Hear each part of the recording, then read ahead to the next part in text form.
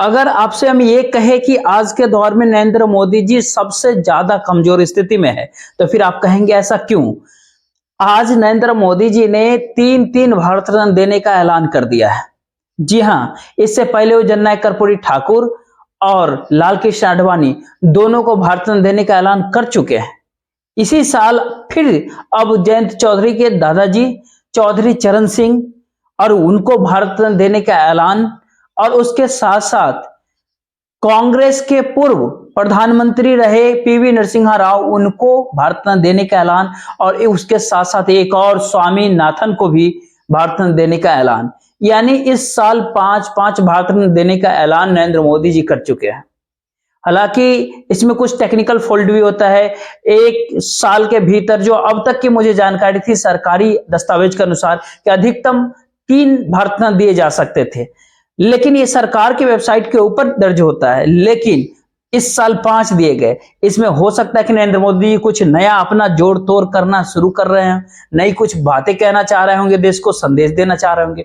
तो पहली बात एक होती है कि क्या भारत रत्न को एक राजनीतिक टूल किट के तौर पे अपनाया जा रहा है? और सबसे कमजोरी की बात वो इसलिए इस दौर में बहुत जरूरी होती है क्योंकि आप देखिएगा कि जननायक कर्पूरी ठाकुर को भारत रत्न देकर के नीतीश कुमार को अपने पाले में भारतीय जनता पार्टी करती है। तो भारतीय जनता पार्टी 400 पार की बार करती है, लेकिन वहां पर बिहार में 40 सीट जीतने के लिए नीतीश कुमार का साथ जरूरी है। इस बात को भारतीय जनता पार्टी समझा और नीतीश कुमार को साथ लाने के लिए जननायक कर्पूरी ठाकुर को भारत रत्न से सम्मानित किया, और उसके बाद फिर नीतीश कुमार के बिहार में पलटी मारवाई, और फिर बीजेपी खुद ने पलटी मार दी। वहीं दूसरी ओर चौधरी चरण सिंह, जयंत चौधरी के दादा, जो लोग चौधरी चरण सिंह को जानते हैं वो लोग बखूबी जानते हैं चौधरी चरण सिंह की राजनीति कैसी रही, उनकी विचारधारा कैसी थी, और संघ को लेकर के, देश के भीतर हिंदू मुसलमान को लेकर के उनकी सोच क्या थी। आज के मौजूदा हालात जो है, मौजूदा दौर जो है भारतीय जनता पार्टी, उससे चौधरी चरण सिंह की मेल नहीं खाती। सामान्य राजनीतिक समझ के लोग भी इस बात को कह देगा, लेकिन जयंत चौधरी को अपने पाले में करने के लिए, पश्चिमी उत्तर प्रदेश के भीतर किसानों को अपनी तरफ करने के लिए, जयंत चौधरी को साथ भारतीय जनता पार्टी के अंदर लाने के लिए उनके दादाजी को, जो कि एक कह सकते हैं एक तरह से आलोचक रहे घोड़ जो मौजूदा राजनीतिक हैं उनके, लेकिन उसको भारत रत्न उनको दिया गया। तो बात केवल यहीं तक नहीं रुकती है। प्रधानमंत्री नरेंद्र मोदी, पूर्व प्रधानमंत्री, कांग्रेस के पूर्व प्रधानमंत्री नरसिम्हा राव को भी भारत रत्न दे दिया गया, और स्वामीनाथन को भी। एक तरफ किसान दिल्ली पहुंच रहे हैं, 13 फरवरी का ऐलान कर दिया गया है, सरकार के भीतर बातचीत करने के लिए अपने 3-3 मंत्री लगा चुके हैं, नतीजा अब तक शून्य होती है। लेकिन किसानों को यह कहने बताने के लिए कि देखिए हम स्वामीनाथन को भारत रत्न दे चुके हैं, इसलिए आप चुप रहिए, आप बैठे रहिए। मतलब स्वामीनाथन जी को भारत रत्न देने का ऐलान नरेंद्र मोदी ने कर दिया, लेकिन उनकी जो रिपोर्ट होती है, जो एमएसपी देने की जो मांग होती है, वो पूरी नहीं होती है किसानों की।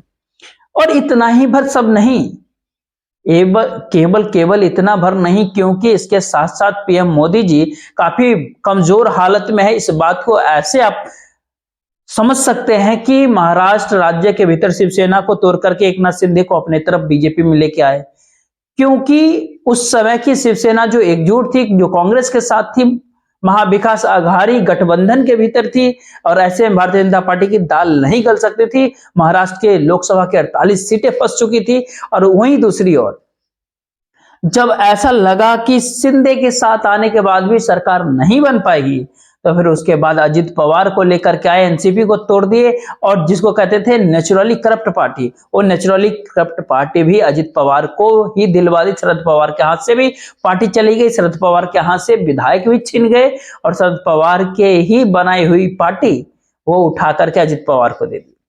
इसी तरह से बाला साहब ठाकरे की पार्टी को उठा करके एकनाथ शिंदे को थमा दिया।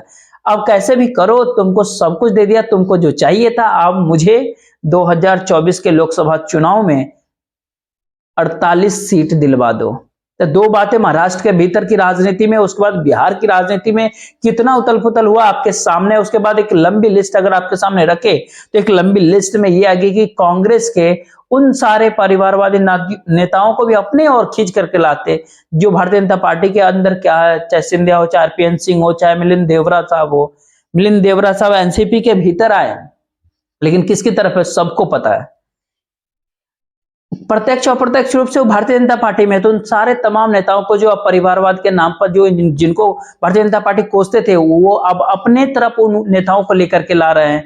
उन पार्टियों को तोड़ करके अपने तरफ कर लिया जिस पार्टी टक्कर देती थी, बिहार हो, महाराष्ट्र हो और भी अन्य दूसरे राज्यों के भीतर। तो सवाल सीधा सीधा होता है कि उत्तर प्रदेश के भीतर अब ओम प्रकाश राजभर ने क्या कुछ कहा भारतीय जनता पार्टी के लिए, उसको अपने साथ लेकर के आए। तो कहां कहां पर भारतीय जनता पार्टी ने पलटी नहीं मारी, कहां कहां पर मोदी जी की कमजोरी नहीं दिख रही है।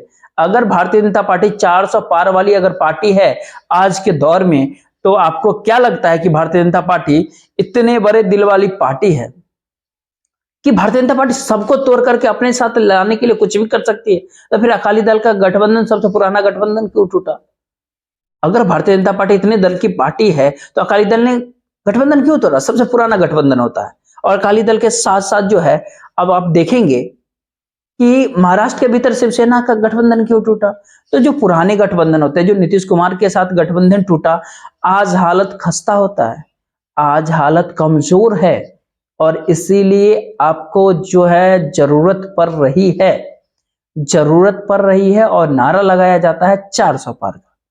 ओम प्रकाश राजभर जैसे नेताओं को साथ लाना पड़ा। ओम प्रकाश राजभर के तो ऐसे ऐसे बयान होते हैं जो कोई टीवी पे बता भी नहीं सकता, कह भी नहीं सकता।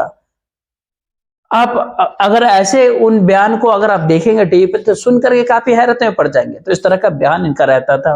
और सबसे बड़ी बात होती है कि जेएमएम को, झारखंड मुक्ति मोर्चा को, जेएमएम को तोड़ने के लिए झारखंड के भीतर क्या कुछ नहीं किया गया भारतीय जनता पार्टी की ओर से। लेकिन जेएमएम को तोड़ने के लिए फ्लोर टेस्ट को भी कम समय दिया गया। 1 तारीख को 2 तारीख को शपथ हुई झारखंड के भीतर, चंपई सोरेन को फ्लोर टेस्ट 5 तारीख को रखवा दिया। इस सारा खेल कैसे होता है? बिहार में 12 तारीख को फ्लोर टेस्ट। खुद भी बखूबी सोच सकते हैं, ये डर नहीं है तो क्या है? मिनिस्ट्री ऑफ होम अफेयर्स के वेबसाइट के ऊपर अगर आप जाएंगे तो फिर आपको वहां पर एक लेटर वहां पे दिखेगा। वो लेटर के भीतर क्या कहा जाता है? साफ तौर पे उस लेटर के भीतर लिखा होता है कि the number of annual award is restricted to a maximum of 3 in the particular year. यानी 1 साल के भीतर 3 लोगों को भारत रत्न दिया जा सकता है। भारत रत्न को लेकर के ये जो सरकारी 5वें नंबर की लाइन की जो साफ तौर पे इसमें दर्ज होता है कि 1 साल के भीतर ज्यादा से ज्यादा 3 भारत रत्न दिए जा सकते हैं। लेकिन साहब क्या खेल होता है, कैसे हुआ है, सब कुछ आपके सामने है।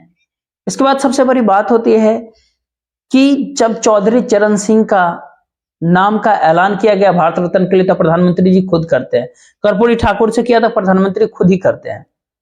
लाल कृष्ण आडवाणी का करते हैं तो खुद ही करते हैं। चौधरी चरण सिंह का नाम होता है तो फोटो में देखेंगे कि जिसके भीतर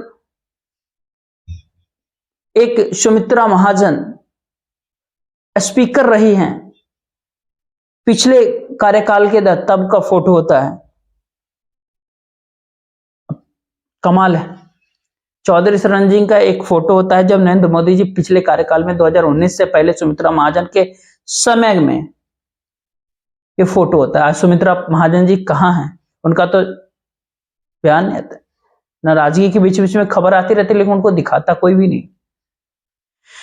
स्पीकर रही नरेंद्र मोदी जी के पहले कार्यकाल के दौरान, काफी कद्दावर नेता हैं। लेकिन खैर, पीएम मोदी जी ने एक ट्वीट करके जानकारी दी, हमारी सरकार का यह सौभाग्य है कि देश के पूर्व प्रधानमंत्री चौधरी चरण सिंह जी को भारत रत्न से सम्मानित किया जा रहा है। यह सम्मान देश के लिए उनके अतुलनीय योगदान को समर्पित है। उन्होंने किसानों के अधिकार, उनके कल्याण के लिए अपना पूरा जीवन समर्पित कर दिया था। उत्तर प्रदेश के मुख्यमंत्री रहे या फिर देश के गृह मंत्री, यहां तक कि एक विधायक के रूप में भी उन्होंने हमेशा राष्ट्र निर्माण को गति प्रदान किया। ये आपातकाल के विरोध में डट करके खड़े रहे। हमारे किसान भाई बहनों के लिए उनका समर्पण भाव और इमरजेंसी के दौरान लोकतंत्र के लिए उनकी प्रतिबद्धता पूरे देश को प्रेरित करने वाली है। ऐसे ऐसे शब्द लिखे हैं, पढ़ते समय कई बार तो आप भी सोच सकते हैं क्या सोचते होंगे। लेकिन अब जो इस पूरी आश्चर्यजनक बात एक बात के सुनकर के होगा कि प्रधानमंत्री जी को इस ट्वीट को रिट्वीट करते हुए जयंत चौधरी लिखते हैं, जिनमें उनके दादाजी को झलक दिखी जाती है, जो कहते थे चवन्नी छोड़िए ना हुजूर, ऐसे उलट करके पलट जाएंगे। जयंत चौधरी कहते थे चवन्नी थोड़ी ना है, आज चवन्नी ट्रेंड कर रही है। और लिखते हैं दिल जीत लिया भारत रत्न। और उसके बाद प्रेस कॉन्फ्रेंस किया। प्रेस कॉन्फ्रेंस करते हुए उन्होंने कहा कि देश की मूल भावना को समझते हैं प्रधानमंत्री नरेंद्र मोदी। हो गया कल्याण जयंत चौधरी जी का। अब 2 दिन लगेंगे, कल परसों तरसों 4 दिन, 1 सप्ताह, बस तारीख भर का इंतजार है। जयंत चौधरी पलट्टी मार दिए, औपचारिकता भर ही रह गया। जयंत चौधरी जा रहे हैं, बिल्कुल साफ दिख रहा है। और वहीं पे डील ये है कि भारत रत्न दिया जाएगा चौधरी चरण सिंह को, और जयंत चौधरी को 2 लोकसभा की सीटें, 1 राज्यसभा की सीटें, और हो सकता है कि एक आध बार बाद में मंत्री बना दिया जाए उत्तर प्रदेश की सरकार में। 9 एमएलए होते हैं उत्तर प्रदेश की सरकार में। तो ये स्थिति होती है साहब। अब सवाल उठता है कि जयंत चौधरी एक सेकुलर सोच के नेता माने जाते हैं, अभी भी माने जाते रहे। आगे उनका क्या स्टैंड होगा भारतीय जनता पार्टी के भीतर जाने के लिए, मुसलमानों के लिए, हिंदुओं के लिए क्या किस तरह की वो राजनीति करते हैं, जो भारतीय जनता पार्टी करते हैं वही राजनीति में वो रम जाएंगे या फिर अपनी राजनीति को बचा करके रखते हैं, ये मूल्यांकन समय के अनुसार किया जाएगा। लेकिन आज जयंत चौधरी को सर्टिफिकेट तो नहीं, लेकिन ये जरूर जयंत चौधरी जो पुराने बयान है उनके लिमिट खत्म हो गई।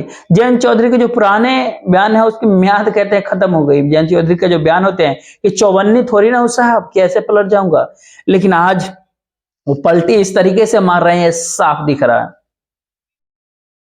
लेकिन इस पूरे प्रकरण के दौरान अगर आप देखेंगे कांग्रेस की ओर से जब सवाल किया गया सोनिया गांधी से, तो सोनिया गांधी ने कहा कि क्यों नहीं पूर्व प्रधानमंत्री रहे नरसिम्हा राव हमारे कांग्रेस के, हम जो इसका वेलकम करते हैं। देखते रहिए। जय हिंद, जय भारत।